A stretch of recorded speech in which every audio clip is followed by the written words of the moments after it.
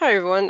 Thank you for joining us for today's webinar, Immigration Turmoil and How Current Policies Affect People with Cancer. I am Diana Pelayo. I'm a staff attorney with the Cancer Legal Resource Center. Today's webinar will be recorded and shared on our YouTube page. I will try to leave time at the end for questions.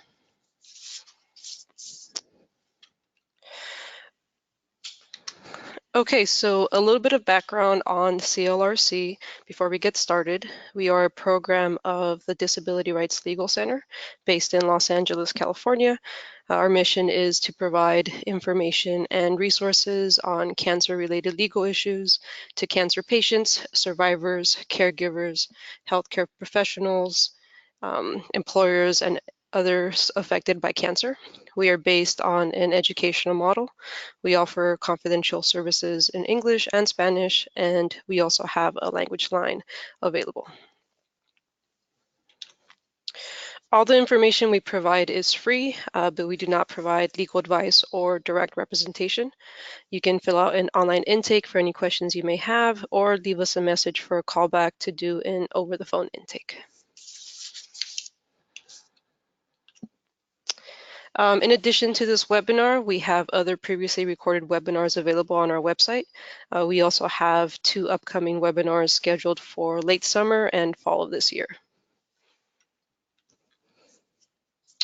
Lastly, we have a library of fact sheets on a variety of cancer-related legal issues on our website, and our patient legal handbook, which provides a brief overview of the most common issues and questions that affect people living with cancer and their families. It's available for free download online, or we can provide hard copies for bulk orders.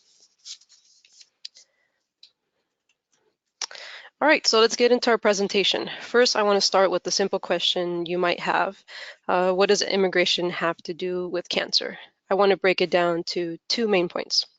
It can limit your access to healthcare and treatment options, and it can impact how much you pay for your healthcare and treatment. So how many people have their care and treatment affected by their immigration status? Here are some statistics to put things into perspective. According to a recent analysis by the Kaiser Family Foundation of American Community Survey data, as of 2017, 7% of the population are non-citizens. That's 22 million people. 2 big groups of non-citizens are undocumented immigrants and lawfully present immigrants. Unsurprisingly, these 2 groups are significantly more uninsured than that of the citizen population. 45% of undocumented immigrants are uninsured, 23% of lawfully present immigrants are uninsured. This is in comparison to 8% of citizens who are uninsured in the US. I want to take a second to make a note of the use of lawfully present immigrants, LPRs, or qualified non-citizens. Throughout the webinar, I'll use the term LPR, which is normally used for lawful permanent residents or green card holders. Some agencies and laws switch between the use of lawfully present and lawful permanent residents. The study I just cited used lawfully present immigrants, which includes lawful permanent residents or green card holders, but that can also include refugees, asylees, and other individuals who are authorized to live in the US, either temporarily or permanently. Again, for the purposes of this webinar, when I use LPR, it will be to signal green card holders, but you should be advised that certain laws may be more inclusive or exclusive in their definitions of the types of immigrants, so please review them more carefully to see if it applies to your situation or immigration status. With those statistics in mind, let's get a roadmap into our webinar and common topics that we at CLRC often confront with immigration-related questions from our callers.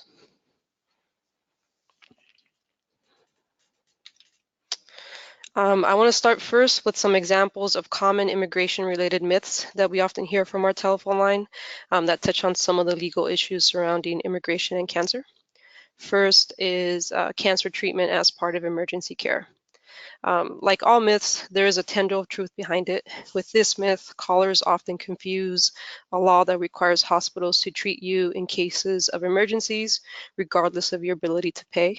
This is known as the Emergency Medical Treatment and Active Labor Act. It requires hospitals and ambulance services to provide care to anyone needing healthcare treatment, regardless of citizenship, um, legal status, or ability to pay.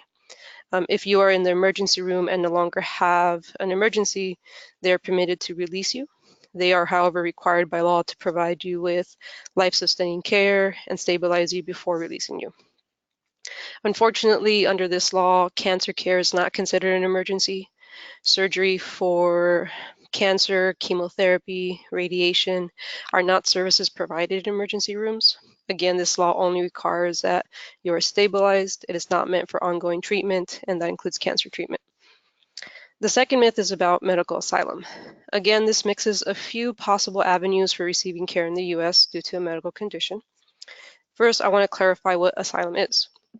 It's an international protection sought by someone who is fleeing their home country out of fear of persecution, either past or present, on account of race, religion, nationality, membership in a social group, or political opinion. Callers may be confusing this idea of medical asylum with a medical visa and another rare form of entry into the US known as humanitarian parole, which I will discuss in a few slides from now. The last myth is surrounding the ease of fixing a lapse in visa status. This can be a complicated process that shouldn't be taken lightly, depending on the circumstances surrounding the lapse. Were you too sick, or were you experiencing a medical emergency, or was there a delay in renewing your status? There could be some consequences for failing to maintain a lawful status, or even violating the terms of your present status. So that's something to keep in mind.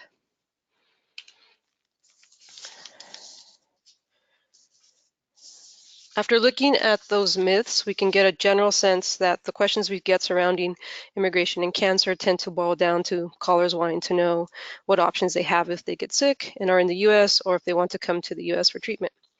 For the first part of this question, you may be interested in what your treatment options are in the US and how you can pay for that treatment if you're visiting the US. As we previously covered, the EMTLA requires hospitals to provide care to anyone needing emergency treatment, regardless of status or ability to pay. Understandably, the costs of emergency care are generally not a concern for callers at the time of the emergency itself, but after the visit, you or your patient may find that there are issues with paying for the ER visit out of pocket or getting an international or travel medical insurance to cover the cost. So let's talk a little bit about travel and international medical insurance programs and coverage issues that you should keep in mind if you plan to travel to the US or seek treatment under an existing international health insurance plan. Callers frequently face problems with getting this travel insurance or medical insurance to pay for their emergency care or conditions that arise from a cancer diagnosis or condition. Often what happens is the international insurers will deny coverage because they will say that the underlying cause of the visit to the ER was their cancer condition, and any treatment for cancer is excluded from their policy. This can happen for callers that were diagnosed at the hospital with cancer, or cancer survivors who had an unrelated condition being treated at the ER. Similar to traditional insurance policies, it's always a good idea to read your policy carefully to understand what it covers. Before traveling on this insurance policy, be sure to look over the policy or check with the insurance company to see what services they will cover if you get sick when you're in the US, or if you need longer term treatment in the US. It can also be a good idea to review the policy for any procedures in place to dispute a denial of coverage. International insurance companies are generally not regulated or are covered under the ACA and may discriminate against pre-existing conditions, which is a key component of the ACA. A cancer diagnosis can be the basis for an international company denying coverage for your treatment in the US, even if it was unrelated to your cancer condition. Here are a couple items to keep an eye out when you're purchasing a medical insurance policy. Check to see if it covers emergency medical care or routine medical services overseas. Does it cover medical transfer to your country? Travel and accommodation costs? Is there a 24-hour contact line? Does it have sufficient financial coverage? Will it cover the regions you travel in? For how long? Any pre-existing conditions or any activities you plan on engaging? So how can someone come to the US for treatment? Well, there are a few options for bringing someone over to the US for treatment. A lot of this will depend on how long you intend to come to the US and how you plan to access your treatment. Let's first consider entry requirements into the US and length of stay considerations. If you plan to stay in the US for a limited time, there are a few non-immigrant visas that may be required for entry into the US. The first is a visitor visa. It's typically known as a tourist or business visa for people who enter the US temporarily. If you're a citizen of a country that is part of the visa waiver program, you may not need a visa to travel to the US if it's for tourism, business, or transit up to 90 days. A list of those visa waiver program designated countries is available online at the Department of State's website. When you choose to come to the US specifically for medical treatment, you may require a medical visa. Simply having a serious illness that requires medical treatment does not grant automatic entry into the US, no matter how sick you are. Although a medical visa is similar to a visitor visa, a medical visa has additional requirements.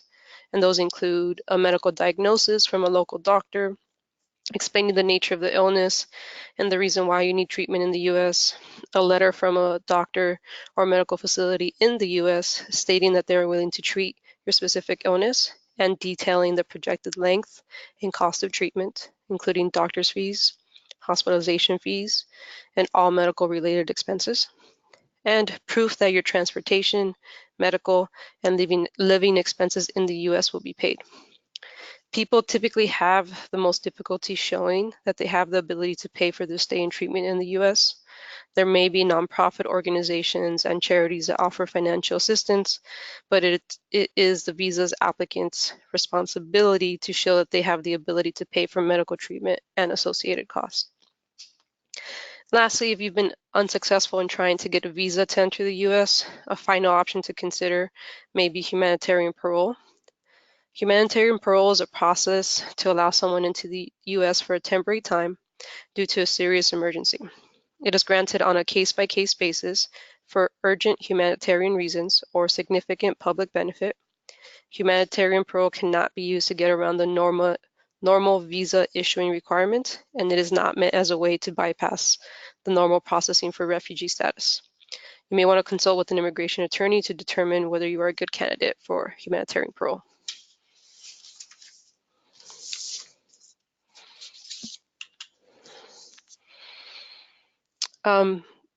For a more permanent stay in the US, there are immigrant visas. Some of our callers are interested in sponsoring family members to come to the US for treatment permanently, or want to bring a family member to the US as a caregiver or just to help around the house. First, if you want to become a lawful permanent resident, based on the fact that you have a relative who is a US citizen or a lawful permanent resident, you must go through a multi-step process. Importantly, in order for a relative to sponsor you to immigrate to the United States, they must meet the following criteria. They must be a citizen or a lawful permanent resident of the US and provide documentation providing that status. And they must prove that they can financially support you by filling out an affidavit of support. Similar to medical visas, an important part of coming to the US for treatment will involve providing proof that you or the person supporting you can pay for your stay here, generally inclusive of cancer care and treatment, while you're under this type of immigration status. Another consideration is that you may be limited in what relative you can sponsor or be sponsored by based on your or their status as a green card holder or US citizen. For example, a US citizen can sponsor more types of relatives, while a green card holder is limited to generally sponsoring their spouse or unmarried children.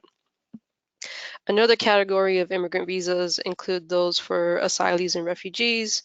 I just want to give a quick definition of the two categories. A refugee is a person outside of his or her country of nationality who is unable or unwilling to return to their country of nationality because of persecution or well-founded fear of persecution on account of race, religion, nationality, membership in a particular social group, or political opinion. Refugees are generally required to apply for their green card or LPR status 1 year after being admitted. An asylee is a person who meets the definition of a refugee and is already present in the US or is seeking admission at a port of entry. Asylees may apply for green card status 1 year after their grant of asylum. And also, someone with this immigration status can also apply for derivative, either refugee or asylum status with certain limitations. So this brings us to another common question we get about visas and adjusting status. Can I adjust my visa status to get medical treatment in the US?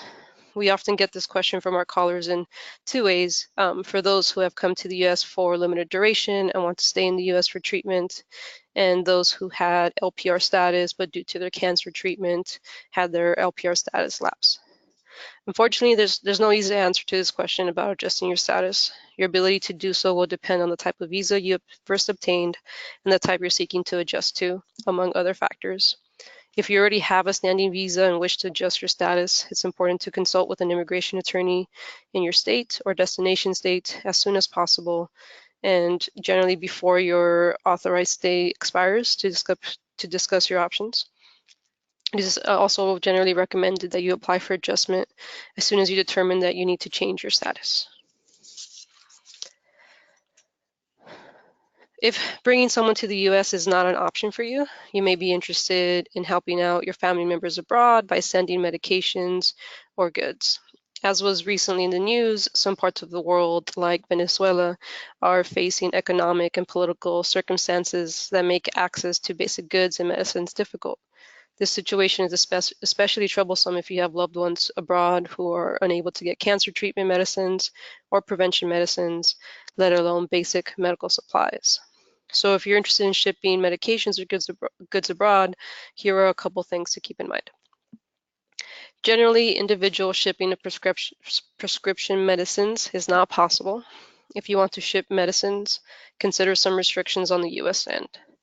For example, some medicines are heavily regulated as controlled substances and may require the use of DEA registered distributors to mail prescription medicines. Think narcotics that are used in pain management. Other substances can include stimulants, steroids, sedatives.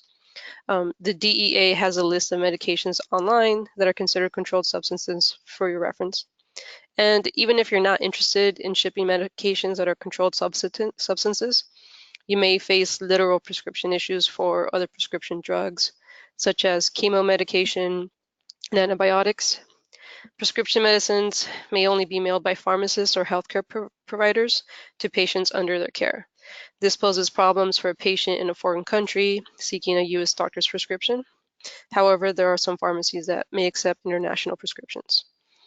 With these bigger issues in mind, there are additional practical considerations in shipping medicines and essential items abroad. Okay, now that you have some considerations on medications and the drugs themselves, let's go over some practical issues for shipping over-the-counter medications or essential goods.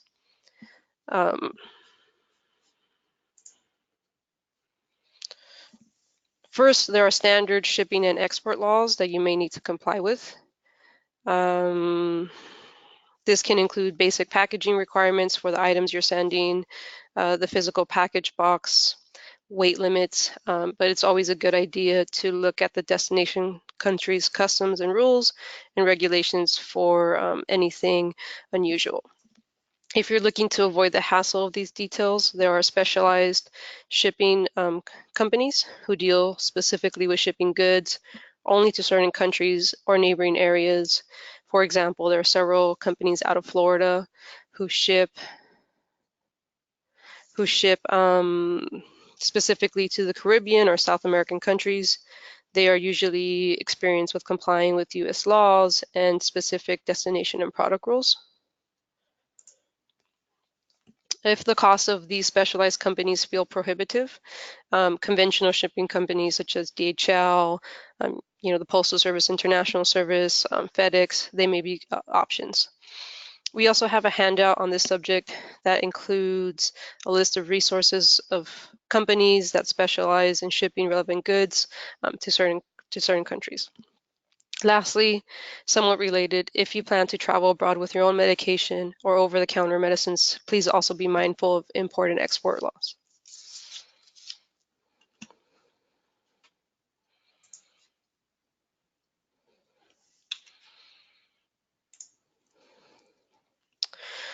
Okay, so next is healthcare and insurance coverage issues facing immigrants in the U.S.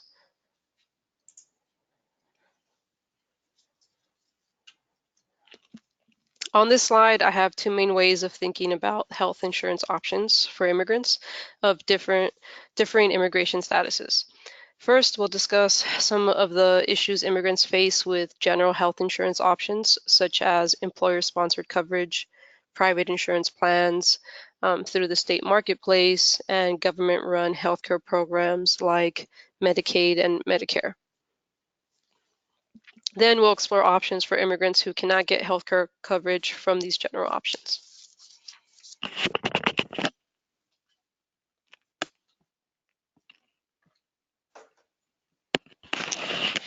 Okay, so the main source of health insurance for Americans is through employer-sponsored coverage. In fact, 49% of Americans get their healthcare coverage from their employers. That's almost half, but what that also means is that the remaining half will need to turn to other sources of healthcare coverage. So first, let's discuss some issues with employer-sponsored coverage that can affect most workers, especially immigrant workers. Again, in addition to the simple fact that your employer may not offer employer-sponsored coverage, there's also the issue that you may not be eligible for it. Generally, this is because not all workers have the required employment status to qualify for employer-sponsored coverage. We see this play out in a couple of large ways, mainly whether you are actually considered an employee of the company you work at, or if you're an independent contractor.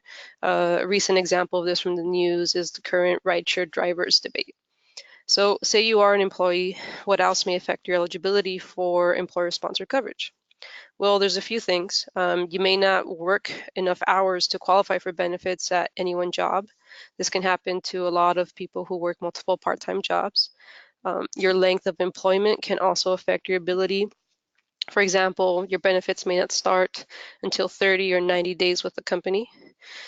You also, again, how many hours you work. So say you are either full-time, part-time, seasonal, temporary, that can affect your eligibility for benefits. And your type of authorization to work in the US can also affect your eligibility for benefits.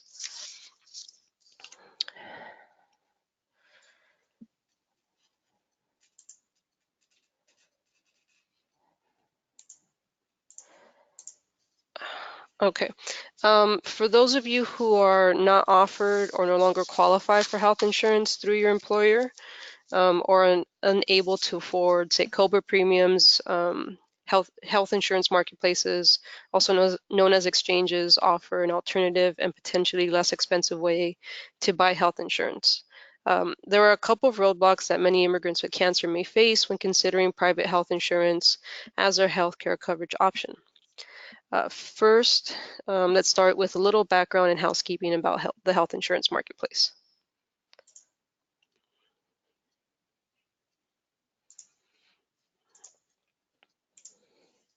Okay, sorry. After January 2014, most people in the US were required to have health insurance. If someone chose not to maintain a minimum level of health insurance coverage, they may have been required to pay a penalty. However, as of 2019, the penalty for failing to have health insurance has been eliminated, but you are still technically required to have health insurance. So in the case of LPRs, I want to stress that they are generally eligible to purchase insurance through the marketplace. If they do, they may also be eligible for premium subsidies. But what if you are undocumented or lack the proper status and want private insurance? Well, state marketplaces are generally inaccessible to undocumented immigrants, which may also limit their access to affordable health care via income subsidies. Instead, if you or your patient who is undocumented is interested in purchasing a private health insurance plan, buying them directly from the insurance companies and brokers may be options, although likely expensive.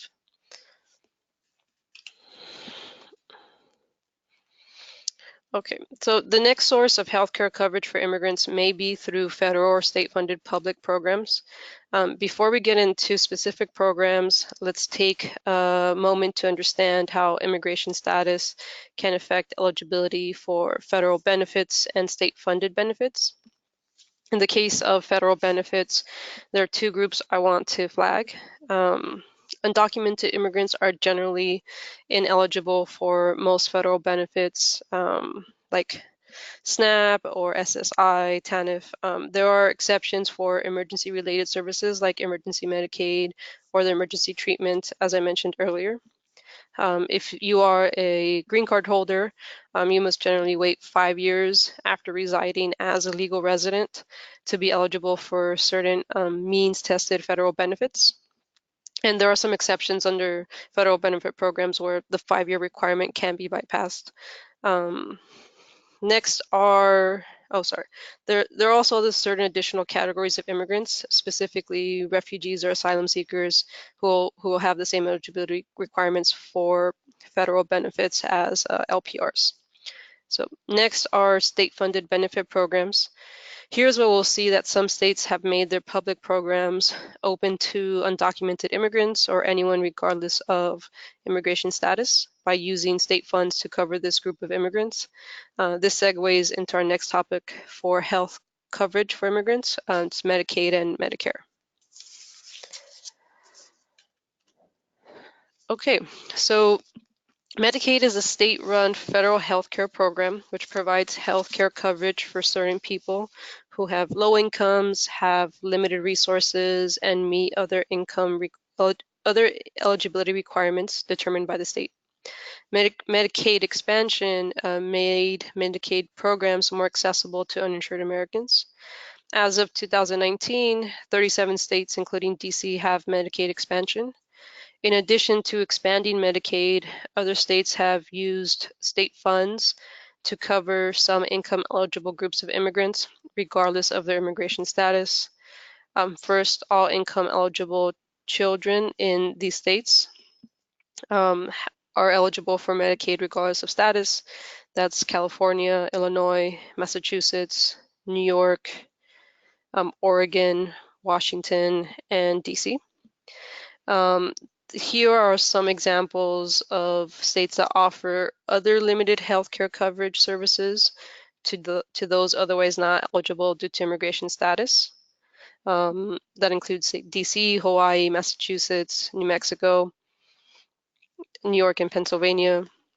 They cover some income eligible adults, and there's also other benefits covered by other states.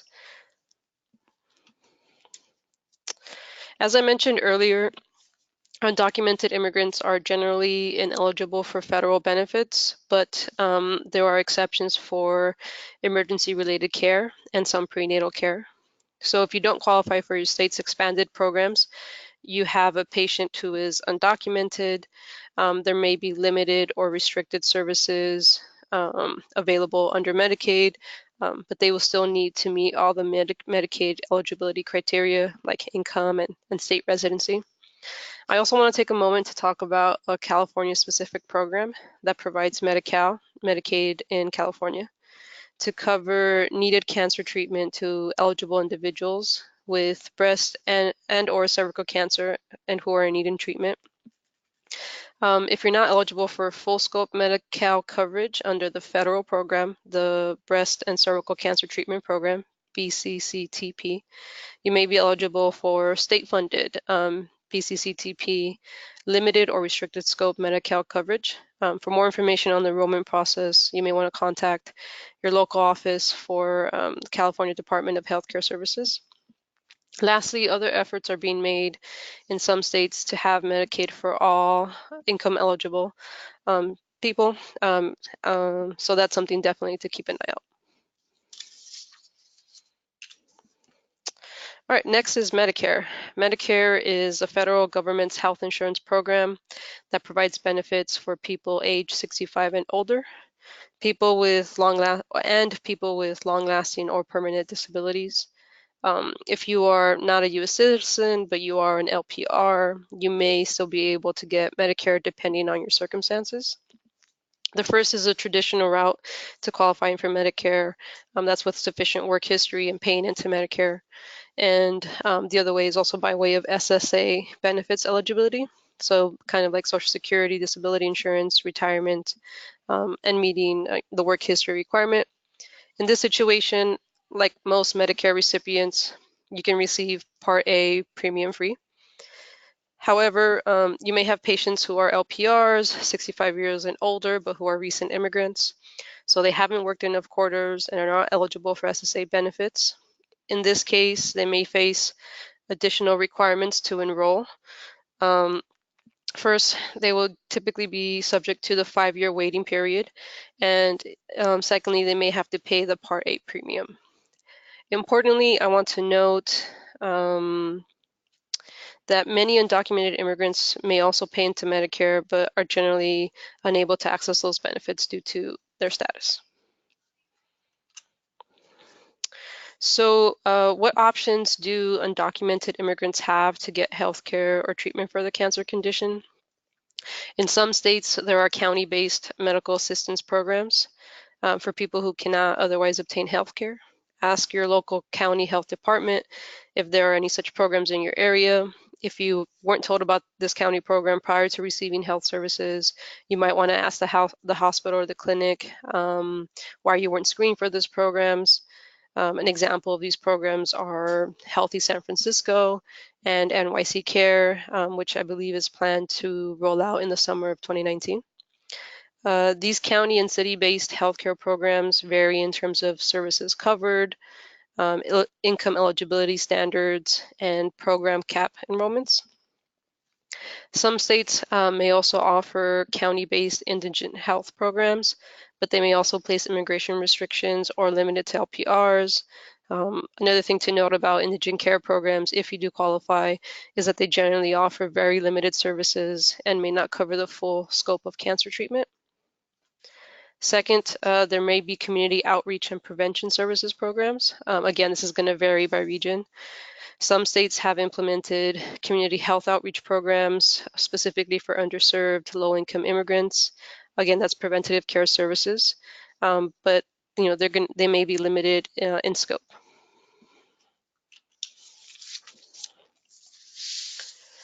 If county-based programs or community programs are not options, there are two other potential sources to receive healthcare if you cannot obtain coverage.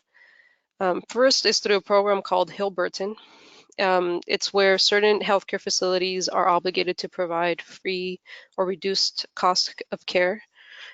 This was a condition of receiving money for construction and modernization under a past congressional law. Although funding has stopped under that law, there might still be funds available. You can call the national hotline that you see here on the slide to get a list of obligated facilities to see if there are any in your area. Second is charity care or hospital-based financial assistance. Many hospitals have free or low-cost care available to low-income patients. Speak with a social worker, a financial navigator, or the patient services office at your local hospital to determine which options may be available. Okay, and then I want to talk about some final things to contemplate or considerations when it comes to healthcare costs. Healthcare costs and access for immigrants with cancer. First, for those without insurance, there are ways to reduce the cost of your care. Like any service, you can always try to negotiate the price or even try to set up a payment plan for the service. If you encounter a billing problem or a care issue, you can try to dispute it. Furthermore, if you are unhappy with a provider or the quality of care you're receiving, there are ways to file a complaint against the provider, either internally or externally. Please also note that there are many advocates even on the billing front that are available to help. We have a few resources on patient advocates and billing advocate organizations available on our website. Second, immigrants with cancer may face language barriers when seeking care in the U.S. So I want to flag that certain federal programs and potentially also state programs require language access to people with limited language proficiency. Limited language proficiency means that you or your patient is unable to speak, read, or write English at a level necessary for interactions with healthcare entities or providers. Language access programs can include oral interpreting, written translations, and providing services directly in a non-English language.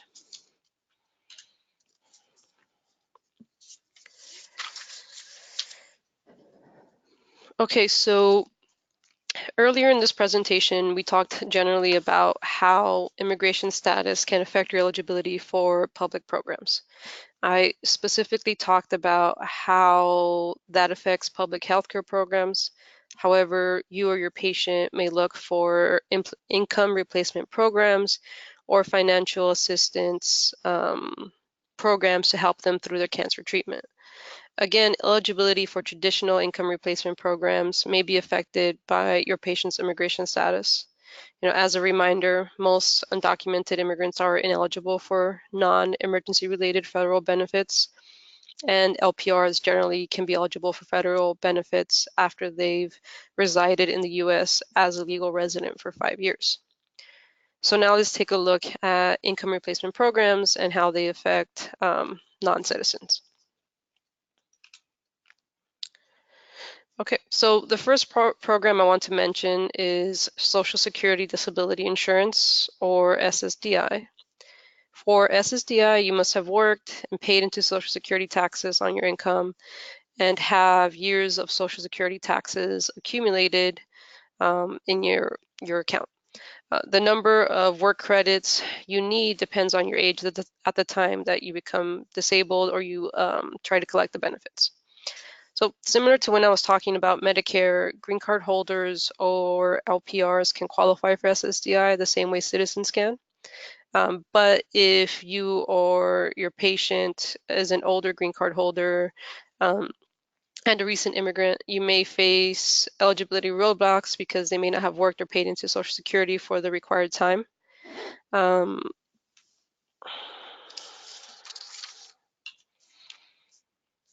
And the next program is Supplemental Security Income, or SSI. Our callers often confuse SSDI and SSI and just sort of call them Social Security, even though they may have considerable differences. Importantly, SSI eligibility is based on financial need, and because of this, you can see some eligibility differences between SSDI. So first, LPRs are again subject to the 5-year waiting period.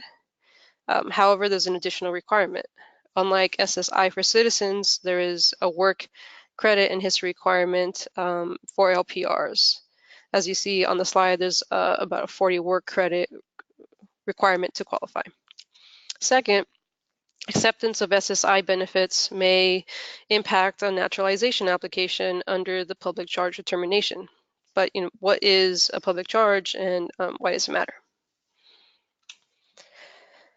So again, you may have the question of what is a public charge? The definition of a public charge is someone who is likely to become primarily dependent on the US government for basic living needs, and often because they receive certain types of government benefits, including cash assistance or long-term care. Recently, there was a proposed change in the rule that seeks to expand the range of programs that count as public charge liabilities. So first, I want to take a step to say, what does a proposed rule mean? So it's still a proposed rule. It has not gone into effect. The second thing we're going to talk about is what it could mean. So in September of 2018, the current administration published a proposed rule change for the government's existing public charge policy. The longstanding rule stated that if the government determines that an immigrant is likely to become a public charge, that can be a factor in denying the person LPR status or entry into the US. The proposed change seeks to expand the range of programs that count as public charge liabilities. This law only applies to individuals seeking admission into the United States or applying for an adjustment of status. This is not a provision of the law that applies to all immigrants. So as of now, what benefits count toward a public charge determination? So similar to the definition, these are the benefits that are likely to count towards a public charge. As you can see, it's income assistance programs like SSI, TANF, other local assistance programs, and I do want to highlight Medicaid for long-term care.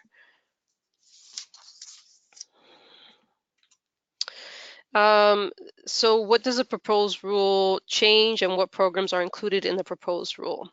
So first, the proposed rule would redefine public charge if you receive one or more public benefits, and it expands the definition of what's considered a public benefit. In addition to the programs that you saw on the slide previously, these are more programs that are going to be considered or likely affected by the rule change.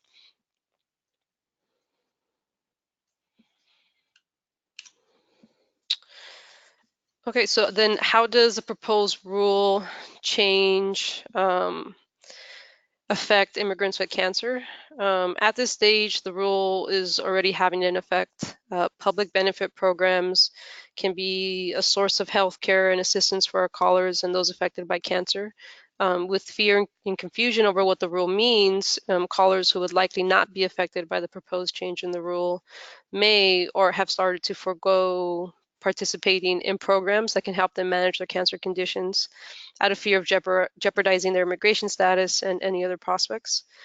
And then if you're someone who would be affected by the rule, and if the rule is finalized, it may affect your decision to seek certain assistance or use programs while undergoing cancer treatment, especially if you're applying for, a green card, LPR status, or entry into the country.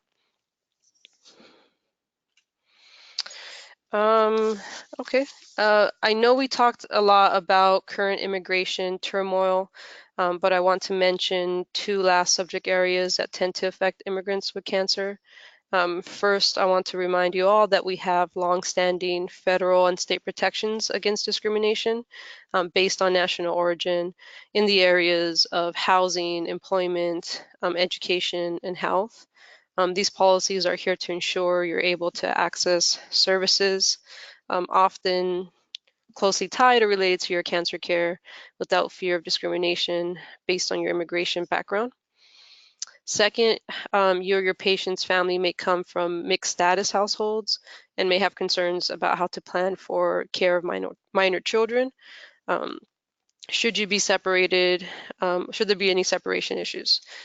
So these are usually family matters that can be arranged ahead of time, either through appointing a guardian in a will or establishing joint guardianship. A family law attorney may be able to assist. There's also a lot of courts also have self-help centers that can also assist with making these type of arrangements.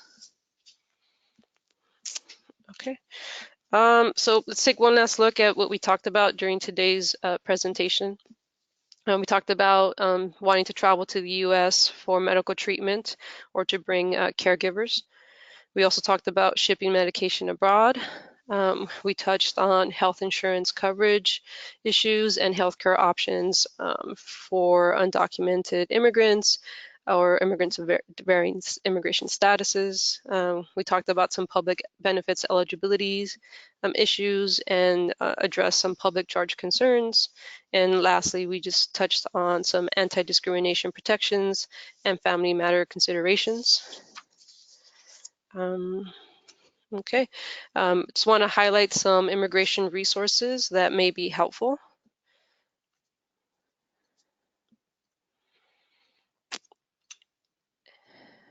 And also because we touched on public benefits and healthcare coverage, I want to share some general health insurance resources.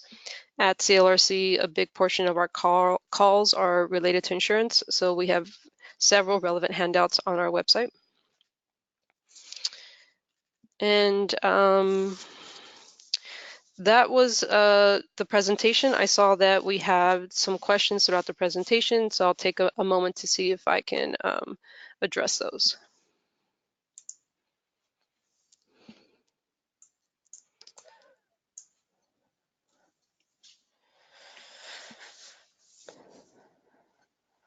Okay, so we have a few questions at different parts of the presentation.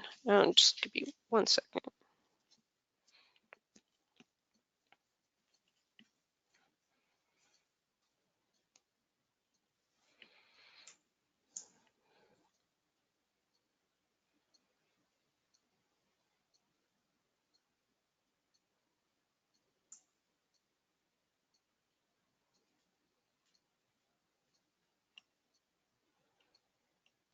Okay, so I will start with the question about what was meant by employee versus an independent contractor.